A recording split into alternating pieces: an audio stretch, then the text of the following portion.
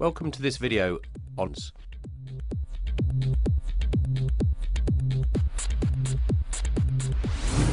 We're going to examine how active AI has an impact across the whole pitch and affects all situations. So this is a situation that you should be fairly used to seeing in PES 2011. The player out on the wing there is going to fail to make an overlapping run, which is going to cause play to break down. However, in PES 2012, as you'll see now, the players will always be anticipating your play. Before the player here even gets the ball, the player on the wing is already making a run, and he'll be altering his speed accordingly. From deep, making a diagonal run, and continuing that run right the way along the line, eventually getting the ball in with the cross. Finally, you'll also see how midfield is pushing the ball out wide and again making an overlapping run.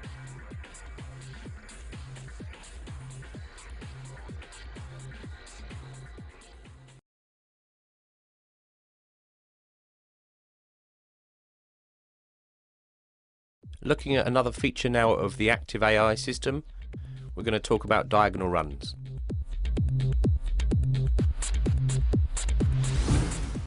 Okay, in PES 2011 we often saw this situation, a player running along the wing, failing to find the space, making a straight run and ending up in a group of players.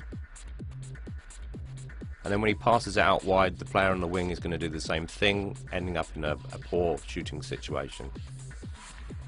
In PES 2012, by comparison, you'll see that the player makes a run here in front of the line of the defence, and that ends in a scoring situation.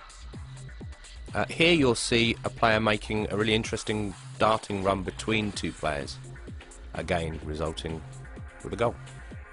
So that's the end of this demo video. Make sure you follow me on Twitter, or go check out the Facebook page and our YouTube channel.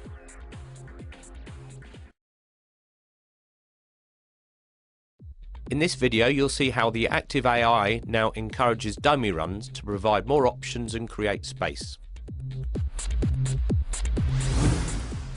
Dummy runs aren't going to be made all the time, it will depend on the situation and the player's abilities. Here you'll see a player up front dragging a defender out of the way. The player behind him now has space to move into, and he gets the shot off.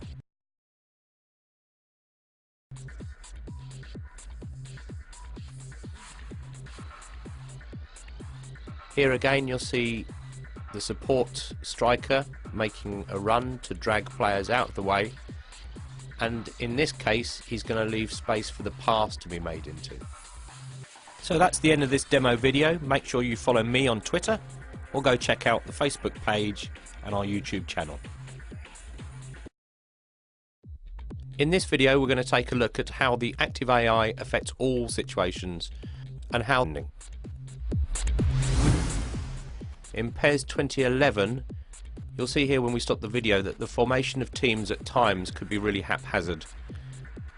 You'll see here that the space in between the defensive line and the midfield line is far too big, allowing the player to drift into the space, get a shot off. In PES 2012, we're going to pause the action here, and you should be able to see that the communication between the defensive and the midfield lines is much better. So the team generally tries to hold its shape much better, and it results in less player bunching.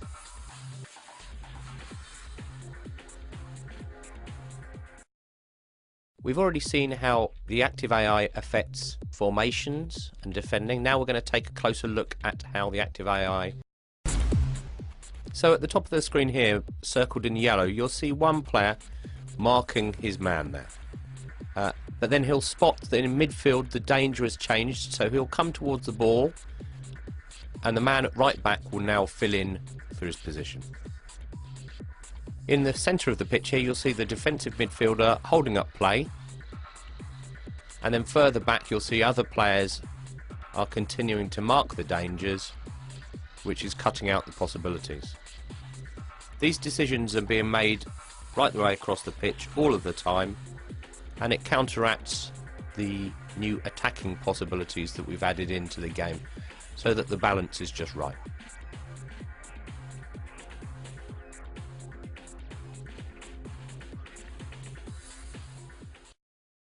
turning our attention now to a brand new system which is called off the ball control.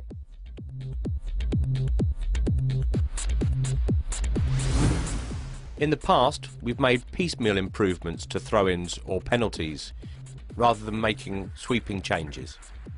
In this situation, you'll see the throw-ins that are affected, but it also affects every dead ball situation that you're in. It encourages you to pick a man and try and make space. Here we're going to move on to a regular free kick. Now, the player's going to switch control away from the kicker using the right stick and cycle to a player he feels is in a good position. He's going to make space, and then we see the header on goal. Moving on to goal kicks here, you'll see again the system affects the situation.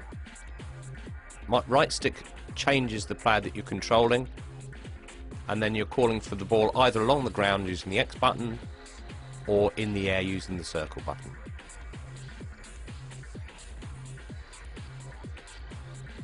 Here we see the system being used for a corner situation. The player is going to select the man at the edge of the box there, make a late run, and again a chance on goal. It's a fantastic new system, really increases the level of freedom in PES.